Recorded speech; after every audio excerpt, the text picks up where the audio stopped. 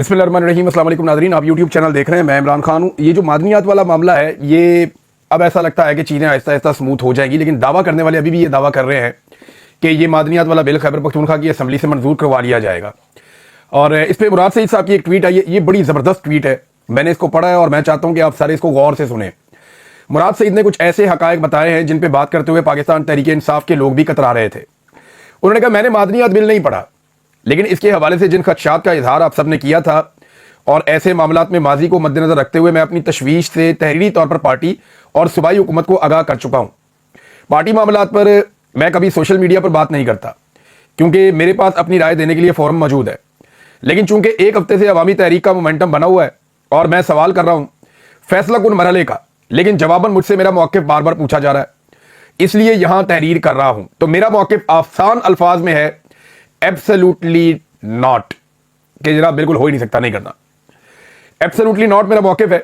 हमारी आपकी तशवीश बनती है, हमारे यहाँ कानून साजी में जहाँ पे चंद अल्फाज आ जाए, जैसे कि नेशनल इंटरेस्ट, जैसा कि स्ट्रेटेजिक सिक्योरिटी, ये अल्फाज आ जाए तो समझ जाए कि अपने मफादात के तहफ़्फ़ुज़ या फ़ायदा और ताकत की बका और आइन और कानून से मुनाफी हर काम को कानूनी शक्ल दी जाती है इन अल्फाज का इस्तेमाल करते हुए। ज़्यादा दूर क्यों जाए, ऐसे ही अल्फाज का सहारा लेकर SIFC बनाई गई थी, जो अपने मकासद में बिल्कुल वाज़े है, बस बेच दे का स्लोगन मिसिंग है। बाकी ये एक ऐसा OLX है जो बना सरमायाकारी के नाम पर, लेकिन अवामी खजाना उड़ाकर, इदारे तबाह करके अपनी ताकत को दबाम देने और अवामी वसाइल बर्बाद करने के लिए कौमी असासे और ज़खायर ही बेच रहा है। SIFC में कितनी सरमायाकारी लेकर आया? सरमायाकारी तो कोई नहीं लेकर, अपनी चीज़ें ही बेच रहा है। दरियाओं का पानी बिक रहा है, ज़मीनें बिक रही हैं। अच्छा, ज़मीनों के ऊपर मैं आपको ये बता देता हूँ कि दुनिया के कई मुल्कों में मना है कुछ ऐसी फसलें लगाना जो घोड़ों के लिए और कुछ दूसरे जानदारों के लिए बड़ी ज़बरदस्त है, जिसमें एक लूसन कहते हैं, एक को हे कहते हैं, एक को, इस किस्म की फसलें, ये बहुत ज़्यादा ज़ेरे ज़मीन पानी जो है उसको चूस जाती हैं। लिहाजा ये इन फसलों को कई मुल्क अब नहीं लगाते और उन्होंने मना कर रखा है कि ये फसलें ना लगाई जाए, सिर्फ उन जगहों पे लगाई जाए जहाँ पे बहुत ज़्यादा पानी वाफर है या बिल्कुल दरियाओं के किनारे हैं, वहाँ पे अब थोड़ा लगा सकते हैं। तो क्योंकि बहुत सारे हमारे दोस्त ममालिक जो हैं उनको ये अपने घोड़ों के शौक़ के लिए, अपने मवेशियों के शौक़ के लिए और अपनी प्रोटीन्स जो है वो बढ़ाने के लिए उनको ये खुराक चाहिए होती है, तो पाकिस्तान ने अपनी ज़मीन मुहैया की है। इसके बारे में भी मैं आने वाले दिनों में आपको हक़ाइक़ बताऊंगा। अच्छा, वो ये कह रहे हैं कि अपनी चीज़ें बेच रहे हैं और तबाही फेर रहे हैं। गिलगित बल्तिस्तान के वसाइल पर कब्जा हो गया, सिंध की नहरों पर कब्जा हो गया, बलूचिस्तान पर तो लूट सेल चल रही है। पख्तूनख्वा के लिए भी माफिया मजमूम मकासद कोई उनके ढके छुपे नहीं है।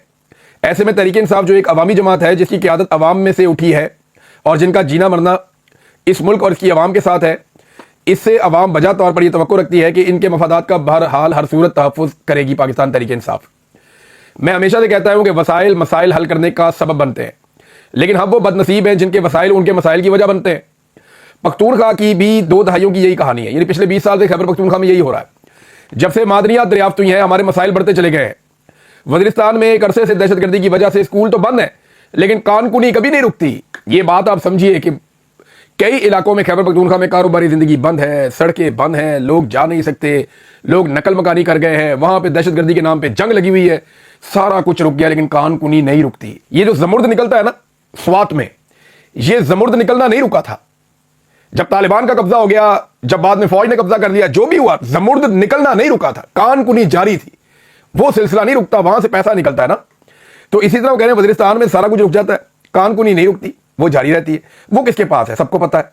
बाजोड़ के बच्चे अपना घर छोड़कर मजदूरी करने पर मजबूर है, लेकिन नेफ्राइट, जिसकी एक गाड़ी 80 से 95 करोड़ तक मालियत की नेफ्राइट तरसील करती है। इसकी जो एक गाड़ी, ये नेफ्राइट आप देख भी नहीं, मैं आपको दिखा देता हूं। ये ग्रीन कलर का पत्थर बहुत ही कीमती पत्थर है। इसका जो कम से कम भी कीमत है 1 कैरेट की, वो $1000 से शुरू हो जाती है, और ये बहुत $10 से भी शुरू होती है, बहुत मामूली होता है चूरा पीसीज में, लेकिन ये ऊपर जाता है तो बहुत महंगा भी हो जाता है, हज़ारों डॉलर तक इसकी प्राइस जाती है। तो वो ये बता रहे हैं कि इसकी जो एक गाड़ी निकलती है उसकी मालियत 95 करोड़ तक जाती है, यानी 1 अरब रुपए के लगभग एक गाड़ी इसकी निकलती है। और वो ये कह रहे हैं कि वहां पे और तो कोई काम नहीं चल रहा, लेकिन रोजाना कई गाड़ियां इस इलाके से नेफ्राइट की निकल रही हैं। मोहम्मद, खैबर, करक, हंगू वगैरह से जहां वसाइल है, वहां दहशतगर्दी की सूरत में मसाइल आ जाते हैं। बलूचिस्तान जिंदगी का तहफ़्फ़ुज़ मांग रहा है, बुनियादी ज़रूरतें दरकिनार, सांस लेने की सहूलत मैसर नहीं है, क्योंकि वसाइल से माला माल है, 100 मसाइल का वहां पे अंबार है। मैं अपनी क़यादत को यह भी कहना चाहता हूं कि यह हुकूमत, इस सूबे के वसाइल हमारे पास हमारी अवाम की अमानत है। कौम का यह एतमाद हमारे पास इमरान खान की अमानत है। मुझे यकीन है कि दानिस्ता तौर पे तो आप कभी भी इस अमानत में खयानत नहीं करेंगे, लेकिन नादानिस्तगी में भी कोई कोताही हुई तो ये कौम कभी भी हमें माफ नहीं करेगी, क्योंकि ये इमरान खान की क़यादत में ये जमात इस वक्त इनकी आखिरी उम्मीद है। कौम की आखिरी उम्मीद कह रहे पीटीआई है। अगर हम भी सरेंडर कर देंगे एस्टेब्लिशमेंट के साथ या उन कुव्वतों के सामने जो पाकिस्तान के वसाइल को लूट रही हैं कुव्वतें, तो फिर कौम हमें कभी माफ नहीं करेगी कि हम भी उस गुनाह में बराबर के शरीक हो गए। ये मुराद सईद का ट्वीट है, इससे काफी चीजें क्लियर हो जाती हैं। लेकिन मैं अब आपको एक और चीज बता दूं, पाकिस्तान तहरीक इंसाफ ने भी एक फैसला किया है। ये डॉन अखबार के अंदर ये खबर छपी है। इसी हवाले से पाकिस्तान तहरीक इंसाफ ने खैबर पख्तूनख्वा असेंबली में माइंस एंड मिनरल बिल तरमीमी बिल से मुतालिक बयानात पर पाबंदी आयद करते हुए बिल की मंजूरी इमरान खान की इजाजत से मशरूत कर दी। आपको आप इसके ऊपर कोई बयान नहीं देगा पाकिस्तान तहरीक इंसाफ का बंदा, और इसके मामले पर सख्त हदायत जारी की हैं, जबकि कमेटी ने सूबाई हुकूमत को बिल्स पर जल्दबाजी ना करने की भी हदायत दे दी है। फैसला किया गया है कि बिल्स पर किसी कारकुन या रुकन ने बात की तो उसके खिलाफ कार्रवाई होगी, जबकि हुकूमत तमाम स्टेक होल्डर को एतमाद में लिए बगैर बिल असेंबली में पेश ना करे। क्या पाकिस्तान में जमहूरियत नहीं है? कारकुन बात नहीं कर सकता इसके ऊपर? खैबर पख्तूनख्वा की काबीना ने एक बिल जो मुतनाज़ बिल है और एक तनाज़े की शक्ल इख्तियार कर गया है, खैबर पख्तूनख्वा की असेंबली ने उसको जो उनकी वो कैबिनेट है उसने पास किया, असेंबली में उसने जाना है, तो लोग उसके ऊपर बात क्यों ना करें? क्या पाकिस्तान में मार्शल लॉ लग गया कि बात ही ना करे कोई? हाँ, एक पॉलिटिकल पार्टी अपने अरकान के ऊपर तो पाबंदी लगा सकती है, लेकिन आम कारकुनों पर पाबंदी लगाना क्या ये जमहूरी है? ये भी एक सवाल है। लेकिन एक चीज़ है बड़ी इंटरेस्टिंग, ये मुझे पाकिस्तान तहरीक इंसाफ के एक रहनुमा ने फ़ोन करके मुझे बताया कि इमरान खान साहब अक्सर हमें एक बात समझाते थे सबको कि जब आप जाते हैं टॉक शो में या मीडिया शो में या किसी जगह पे भी आप अपनी बात करते हैं तो अपना फोकस मत हटने दिया करें। ये जो इदारे हैं या मीडिया के अंदर बैठे हुए लोग हैं, ये जानबूझकर आपका फोकस शिफ्ट कर देते हैं। मैं चंद मिसालें आपके सामने देता हूं ना। इस वक्त देखें ना, प्रोग्राम होने चाहिए, प्रोग्राम शुरू कहीं से होता है, डिस्ट्रैक्ट करके कहीं से कहीं ले जाते हैं। प्रोग्राम होने चाहिए, मुल्क में बेरोजगारी है, दहशतगर्दी है, बैड गवर्नेंस है, महंगाई है, करप्शन है, इंसानी हुकूक की पामालियां हो रही हैं, मैंडेट की चोरी हो रही है, जबरी गुमशुदगियां हो रही हैं, ऐसे बहुत सारे मसाइल हैं। हमारे टॉक शोज इन पे होने चाहिए ना, इन पे बात होनी चाहिए। लेकिन बात क्या होती है, क्या इमरान खान डील करेगा, और वो भी इमरान खान का नाम लिए बगैर? क्या तहरीक इंसाफ में फॉरवर्ड ब्लॉक का ऐलान होने वाला है? क्या तहरीक इंसाफ के धड़ों में इख्तलाफ शदीद हो गए हैं? तहरीक इंसाफ के टोटल कितने धड़े बन गए हैं? सोशल मीडिया पोस्टें कौन कर रहा है, कौन करवा रहा है? और होता क्या है कि पाकिस्तान तहरीक इंसाफ के जो लोग जाते हैं नॉर्मली वो इनके ट्रैप में आ जाते हैं। ये मुझे एक रहनुमा पाकिस्तान तहरीक इंसाफ के उन्होंने बताया, और वो उनके जवाबात देना शुरू कर देते हैं, और जो बात करनी है मीडिया के ऊपर जो करनी चाहिए, हमारे साथ जो जुल्म ज्यादती बर्बरियत हो रही है, वो उस पर बात करने की बजाय वो नॉन इश्यूज के अंदर जाके फंस जाते हैं। तो इमरान खान साहब ने जिस तरह इस पार्टी को गाइड किया था उसके ऊपर ये नहीं चल पाई। अब मिसाल के तौर पर ऐसी कि रजीम चेंज ऑपरेशन के ऊपर इमरान खान साहब ने हुक्म भिजवाया कि एक प्रेस कॉन्फ्रेंस की जाए मुजम्मिल असलम साहब को, और उन्होंने वो करनी थी 9 तारीख को नहीं की, फिर बाद में उन्होंने की। तो मुजम्मिल असलम साहब ने जब प्रेस कॉन्फ्रेंस की तो उसके अंदर जब उन्हें सवालात किए गए तो वो डिस्ट्रैक्ट हो गए और वो मामला आ गया मादनियात बिल की तरफ। अब क्योंकि ये चीज सूट करती थी पाकिस्तान की मिलिट्री एस्टेब्लिशमेंट को या पाकिस्तान की वफाकी हुकूमत को, तो उन्होंने फिर मीडिया को खुला छोड़ दिया कि चलाओ इसको। तो उसको फिर भरपूर कवरेज मिली, बहुत ज्यादा। जो असल प्रेस कॉन्फ्रेंस थी वो खूह खाते चली गई। जो रजीम चेंज ऑपरेशन के नुकसान पाकिस्तान में हुए, वो सारी प्रेस कॉन्फ्रेंस जिस पे उन्होंने मेहनत की, मुजम्मिल असलम साहब ने बड़े मेहनती आदमी है और बड़े शानदार आदमी है। मैं उनका मोतरफ इसलिए हूं कि वो बहुत मुश्किल चीजों को बड़े आसान अंदाज में लोगों को समझाते हैं। गो के कुछ चीजों से मैं इख्तलाफ भी करता हूं उनकी, कुछ उनकी जो चीजें हैं, जो आदाद शुमार और चीजें वो लेकर आते हैं, बाद मुझे लगता है कि ये थोड़ा एग्जैजरेट भी कर देते हैं। लेकिन ओवरऑल देखें ना तो उनके अंदर एक खासियत है मुजम्मिल असलम साहब में कि वो जो मुश्किल तरीन टर्मिनोलॉजीज है इकोनॉमी की, वो आम आदमी के सामने चीजें ऐसे रखते हैं कि आम आदमी को समझ आ जाती है कि उसके साथ धोखा क्या हो रहा है। और ये एक बहुत बड़ी क्वालिटी है, ये बहुत कम लोगों में होती है, उनके अंदर ये क्वालिटी है। अब उन्हें इमरान खान साहब ने कहा था तो किसी वजह से कहा था ना कि बेड़ा गर्क जो पाकिस्तान की इकोनॉमी का हुआ है उसके ऊपर आप पूरी प्रेस कॉन्फ्रेंस करें। तो प्रेस कॉन्फ्रेंस तो उन्होंने पूरी की और बड़ी शानदार की, मैंने उसके कुछ हिस्से सुने हैं, बड़ा जबरदस्त था वो। लेकिन कवरेज कोई नहीं मिली पूरे पाकिस्तान में, क्योंकि मीडिया ने बड़े तरीके से उन्हें डिस्ट्रैक्ट किया, एक और तरफ लेकर गए, उनसे जनाब ये मादनियात वाले मामले के ऊपर बात करवाई और सारे मीडिया पे वो छाप दिया। ये है जी। तो ये प्रॉब्लम होता है पाकिस्तान तहरीक इंसाफ के साथ, और इमरान खान साहब इस बात को बहुत पहले से जानते हैं और वो बार बार इन्हें मना भी करते रहे हैं इस बारे में। पाकिस्तान तहरीक इंसाफ की जो तहरीक है नाज़रीन, वो बहुत तेज होती चली जा रही है, क्योंकि अब वो मुकम्मल तौर पर नौजवानों के हाथ में है। मैं तहरीक इंसाफ के चंद लोगों से बात कर रहा था जो इस तहरीक को देख रहे हैं या इसको अटेंड कर रहे हैं, और कुछ सहाफ़ी हैं जो गए जाके इन्होंने विटनेस किया, मैंने उनसे भी बात की। उन्होंने कहा जी मोमेंटम बन जाएगा। मैंने कहा जी मुझे ये बताएं कि 26 नवंबर के बाद मोमेंटम कैसे बनेगा। 26 नवंबर को जैसे क़यादत अपने कारकुनों को छोड़ गई, कारकुन वहाँ पे शहीद हो गए, बहुत सारे जख्मी हो गए, कई लापता है, पता ही नहीं है कि जिंदा है या मुर्दा है। जो लापता है उनकी फैमिलीज का भी नहीं पता चल रहा, अब तो नंबर तक बंद हो गए। तो इसके बाद लोग कैसे निकलेंगे? तो उन्होंने कहा जी कि अब नौजवानों ने मुराद सईद के मैदान में आने के बाद एक उम्मीद बांध ली है और नौजवान भरे पड़े हैं। एक तो उन्हें गुस्सा जो है वो इस रजीम के ऊपर है, एस्टेब्लिशमेंट के ऊपर है कि उन्होंने ज्यादती की है इमरान खान के साथ। दूसरा जो 26 नवंबर वाला मामला है, उसमें डरने की बजाय लोग रिएक्ट कर रहे हैं, लोग गुस्से में है कि हमारे पाकिस्तानियों को वहां पे शहीद किया गया, उनके साथ जुल्म किया गया। तो जितना जबर बढ़ता जा रहा है, लोगों का गुस्सा और लोगों के जज्बात की शिद्दत भी बढ़ती चली जा रही है, और नौजवान बड़े एग्रेसिव हैं, और वो अपनी क़यादत से भी नाराज हैं कि क़यादत ने वो हक अदा नहीं किया जिस बुनियाद पे लोगों ने क़यादत को वोट डाला था। यानी नौजवान ये सिंपली कहते हैं, जिस भी जलसे में जाते हैं, सहाफ़ी मुझे ये बता रहे थे, कहते हैं जहां पे भी हम जाते हैं लोग दो ही सवाल करते हैं। मैं यहाँ पे बरतानिया में कहीं भी मूव करता हूँ, किसी भी शहर में जाता हूँ, लोग देखते हैं, मिलते हैं, एक ही बात पूछते हैं। उस दिन मैं गया, वहां पे मुझे 200-250 आदमी मिला, ये जो नेताबाजी का मुकाबला हो रहा था। उससे पहले मैं एक बड़ा वो मुस्लिम कम्युनिटी का एरिया पाकिस्तानियों का, वहां मैं गया तो बहुत सारे लोग मिले। एक शादी में गया, वहां बहुत सारे लोग मिले। तो लोग एक ही बात पूछते हैं बार बार। लोग कहते हैं इमरान खान कब बाहर आएगा। मैं मस्जिद में गया नमाज पढ़ने के लिए, वहां लोग एक ही बात पूछ रहे थे, इमरान खान कब बाहर आएगा। जिस बंदे से बात करते हैं वो कहते हैं जी एक ही सवाल है जो आवाम हर जगह पे हमसे पूछ रही है, और पाकिस्तान में भी सब लोग यही सवाल पूछ रहे हैं कि इमरान खान को बाहर निकालो, उसके पास हमारे मसाइल का हल है।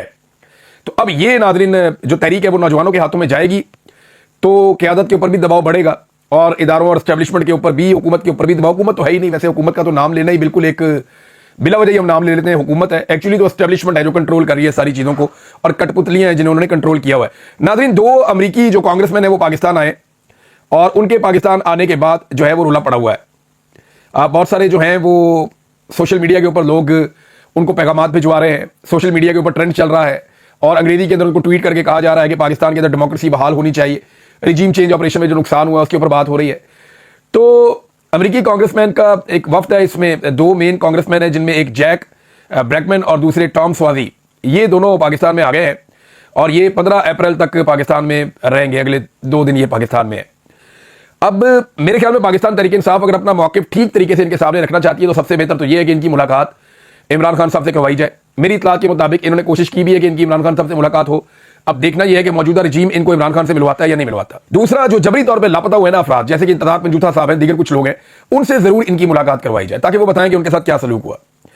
तीसरा, जो अलीमा खान साहिबा और अपोजिशन लीडर जो है उमर अयूब साहब, उनको मिलवाया जाए, और एक वफद के साथ वो मिले जिसमें कम से कम 7-8 लोग मौजूद हों वफद के अंदर, वो बताएं हकायक, ताकि एक दूसरे के सामने बैठ के जब वो बात करेंगे तो पूरे हकायक सामने रखेंगे। अकेला आदमी बात का डर जाता है, कंप्रोमाइज भी हो जाता है, दबाव भी आ जाता है। तो पूरा एक वक्त अपोजिशन का भी मिलना चाहिए, और अलीमा खान साहिबा को जरूर मिलवाना चाहिए। जो बाहर ओवरसीज मौजूद हैं वो तो अपना काम कर ही रहे हैं, बाहर कासिम सूरी साहब, डॉक्टर आरिफ अलवी साहब बाहर मौजूद हैं, सबसे बड़ा नाम, फिर शहबाज गिल हैं, शहजाद अकबर हैं, जुल्फी बुखारी हैं, दीगर और बहुत सारे लोग हैं। ये सब लोग भी अपने तौर पर हकायक सामने रखते रहते हैं, चीजें बताते रहते हैं। तहरीक इंसाफ ने जैसे यूरोपीय यूनियन के वफ्द को एक डोजियर पेश किया था, बताया था कि पाकिस्तान में इंसानी हकूक की खिलाफ वर्जियां क्या हो रही हैं, किस अंदाज में हो रही हैं, और पाकिस्तान के अंदर एस्टेब्लिशमेंट ने एक पॉलिटिकल पार्टी को कैसे दीवार के साथ लगाया है, अदलिया के साथ क्या किया गया, आइन में तरमीम कैसे की गई, जिन एमएनएस को अगवा किया गया, उनकी फैमिलीज को अगवा किया गया, उनकी भी मुलाकात करवाई जाए। वो बताएंगे हमारा कीनी असेंबली हमें उठा के ले गई थी एजेंसियां, और वो हमसे कह रहे थे कि आप आईनी तरमीम के हक में वोट दे दें, हम नहीं देना चाह रहे थे, हमारे साथ ये जुल्म और ज्यादती हुई है। तो ये चीजें उनके सामने रखें, उनके साथ शेयर करें, क्योंकि ये गंद वहीं से पड़ा है। लेकिन इससे पहले जनरल बाजवा ने जो बाइडन की जो हुकूमत थी अमेरिका में, जो बाइडन एडमिनिस्ट्रेशन के साथ मिलकर पाकिस्तान के अंदर रजीम चेंज कर दिया था, उन्हें इमरान खान के खिलाफ किया और फिर उनके साथ मिलकर रजीम चेंज कर दिया। अब यहां पे पाकिस्तान की एस्टेब्लिशमेंट क्या डोनाल्ड ट्रंप की जो इस वक्त हुकूमत है या डोनाल्ड ट्रंप की इंतजामिया है उसको कायल कर पाएगी इमरान खान के खिलाफ? तो इसी के साथ जोड़कर लोग मादनियात वाले बिल को भी देखते हैं, और इसी के साथ जोड़ के लोग ये देखते हैं कि मुलाकातें चल रही हैं। तो यहां पाकिस्तान तहरीक इंसाफ को बड़े मोहतात तरीके से सही हकायक सामने रखने पड़ेंगे। और दूसरा, पाकिस्तान में जो मौजूद हैं आज़ाद सहाफ़ी, जो सीनियर सहाफ़ी हैं, उनकी भी मुलाकातें होनी चाहिए, ये जो अमेरिकन कांग्रेसमैन आए हैं, ताकि सारे हकायक इनको पता चले, और ये जाके उसके मुताबिक अगर ये ईमानदारी से काम करते हैं और जाकर अपनी हुकूमत को बताते हैं कि जनाब पाकिस्तान के मसले का हल सिर्फ यही है कि इमरान खान को बाहर निकाला जाए, तो फिर और कोई रास्ता होगा नहीं। नाज़रीन, नवाज शरीफ साहब पहुंचे बरतानिया और पिछले दरवाजे से दाखिल हो रहे थे अपने घर में। हालात देखें आप कि मियाँ साहब अपने घर में पिछले दरवाजे से दाखिल हो रहे हैं। वैसे तो ये हमेशा चोर दरवाजे से इक़्तिदार में आते रहे हैं। जब ये वज़ीर आला बने तो चोर दरवाजे से इक़्तिदार में आए, इन्हें ज़िया-उल-हक साहब के दौर में इक़्तिदार में लाया गया। फिर ज़िया-उल-हक के बाद जब दोबारा IGI बनी तो ये मिलिट्री एस्टेब्लिशमेंट के साथ मिलकर बहुत सारी जमातों को इकट्ठा करके तो चोर दरवाजे से इक़्तिदार में आए। पीठ में छुरा घोंपा इन्होंने अपने सीनियर सियासतदानों के, फिर दोबारा चोर दरवाजे से इक़्तिदार में आए, फिर ये डील करके परवेज़ मुशर्रफ से निकल गए, फिर वापस आए और फिर चोर दरवाजे से इक़्तिदार में आए। पंजाब में पहले हुकूमत की डील करने के बाद, फिर वफाकी हुकूमत बनाई धांधली करने के बाद, और हमेशा चोर दरवाजे से आते हैं। अभी जो इमरान खान की हुकूमत खत्म करके इन्होंने अपनी हुकूमत बनाई है, चोर दरवाजे से आए थे। चाहे ये PDM-1 की हुकूमत हो, PDM-2 तो फॉर्म 47 के ऊपर खड़ी है। आज एक यास्मीन राशिद साहिबा से शिकस्त खाने वाला शख्स जो है वो बरतानिया में भी अपने घर में जब दाखिल होता है तो चोर दरवाजे से दाखिल होता है, मतलब पिछले दरवाजे से दाखिल होता है। इसमें शायान अली की एक वीडियो है, वो बहुत वायरल हुई है और वो वीडियो हर तरफ पाकिस्तान के सोशल मीडिया पे छाई हुई है। तो मियाँ साहब के तो हालात जनाब ये हैं। जरदारी साहब के हालात क्या है, यहाँ पे एक स्टेटमेंट है, बैरिस्टर सैफ साहब ने स्टेटमेंट तो बड़े काम का दिया। आजकल पाकिस्तान तहरीक इंसाफ के लोग इनके बहुत खिलाफ हैं, लेकिन स्टेटमेंट बड़ा मजेदार दिया बैरिस्टर सैफ ने और नुक्ता भी बड़ा कमाल उठाया। तो बैरिस्टर साहब कहते हैं कि नहरों के मामले पर सदर जरदारी ने या तो सिंध की आवाम की पीठ में छुरा घोंपा है या उनकी याददाश्त जवाब दे गई है, उनकी ज़हनी हालत ठीक नहीं है। अब ये दोनों में से एक बात तो है, अगर तो जरदारी साहब की ज़हनी हालत ठीक है तो फिर उन्होंने सिंध की आवाम की पीठ में चिड़ा घोंप के जरदारी साहब ने 6 नहरें बना दी हैं दरिया सिंध के ऊपर। अगर तो ज़हनी हालत ठीक है, ज़हनी हालत ठीक है तो फिर सिंध के साथ दुश्मनी की है, सिंध की आवाम की पीठ में छुरा घोंपा जरदारी साहब ने। और अगर उनकी ज़हनी हालत ठीक नहीं है तो फिर आप लिवरेज दे देंगे, उन्हें पता ही नहीं चला काम पड़ गया है। और अगर ज़हनी हालत ठीक नहीं है तो वो आला तरीन ओहदे पर क्यों बराजमान है, फौरी तौर पे मुस्ताफ़ी हो, उन्हें अपनी जिस्मानी और ज़हनी हालत की वजह से खुद मुस्ताफ़ी हो जाना चाहिए। ये जनाब बैरिस्टर सैफ साहब ने कहा। मुराद अली शाह साहब ने धमकी लगाई है कि नहरों पर वफाकी हुकूमत को छोड़ देंगे। ये जो नहरों वाला मामला है इस पर हम वफाकी हुकूमत को छोड़ सकते हैं। जरा स्टेटमेंट आप सुन लें। वो कहते हैं जी, नहरी मंसूबों पर मुराद अली शाह की वफाकी हुकूमत छोड़ने की धमकी अपोजिशन के कहने पर ब्लैकमेल नहीं होंगे और ना ही इन्हें फ्री हैंड देना चाहते हैं। अगर जमहूरी तरीके से बात ना मानी गई तो 1 मिनट में हुकूमत छोड़ देंगे। मुराद अली शाह साहब, आपने बहुत बड़ी बड़क मार दी है। जरदारी साहब कभी ये हुकूमत नहीं छोड़ सकते।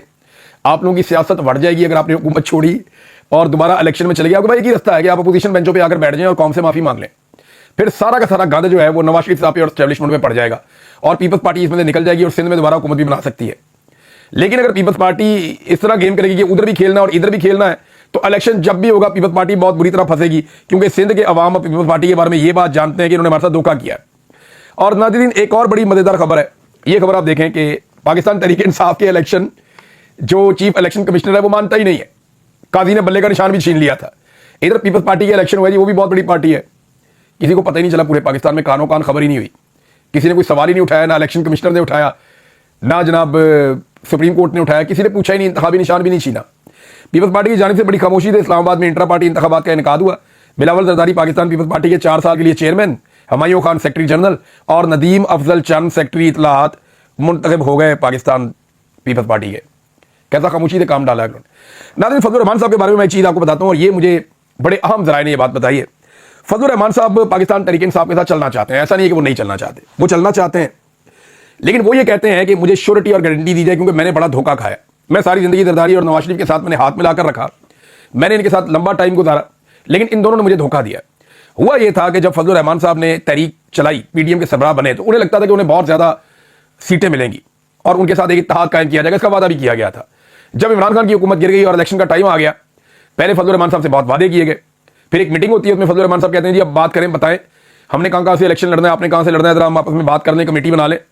तो उस पर नून लीग ने बताया जी आप राणा सनाउल्लाह साहब से बात कर लीजिएगा। ये मुझे बात जो है वो सारी की सारी पाकिस्तान तहरीक इंसाफ के एक बड़े रहनुमा ने बताई, जिन्हें फजलुर रहमान साहब वगैरह ने बैठा के बताई कि हमारे साथ ये हुआ है। राणा सनाउल्लाह साहब ने काफ़ी दिन तक घासी नहीं डाली, फिर उन्हें पैगाम भिजवाया गया जी फजलुर रहमान साहब आपको याद कर रहे हैं। दोबारा जब बात हुई तो राणा सनाउल्लाह साहब ने बताया कि जी आपके बारे में फैसला हुआ है कि 3 सीटें आपको नून लीग दे रही है। यानी 3 नशिस्तें हैं जिन पे नून लीग आपके साथ सीट एडजस्टमेंट करने जा रही है, और ये जो 3 नशिस्तें हैं ये भी आप शेर के इंतखाबी निशान के ऊपर लड़ेंगे। फजलुर रहमान साहब ने कहा जी ये क्या बात है, मैं फिर नवाज शरीफ से बात कर देता हूँ। तो राणा सनाउल्लाह साहब ने कहा जी नहीं, नवाज शरीफ साहब की तरफ से ही है, ये आप ये समझ लें। तो फिर फजलुर रहमान साहब ने कहा फिर वहां से तो ना हुई, ये तो फिर उधर से है जहां से सारा निजाम चल रहा है, एस्टेब्लिशमेंट की तरफ उन्होंने इशारा किया। तो राणा साहब ने कहा जी आप हमसे ज्यादा समझदार है। इस तरह की एक बात मुझे रिपोर्ट हुई, पाकिस्तान तहरीक इंसाफ के एक बड़े सीनियर रहनुमा ने मुझे बताया।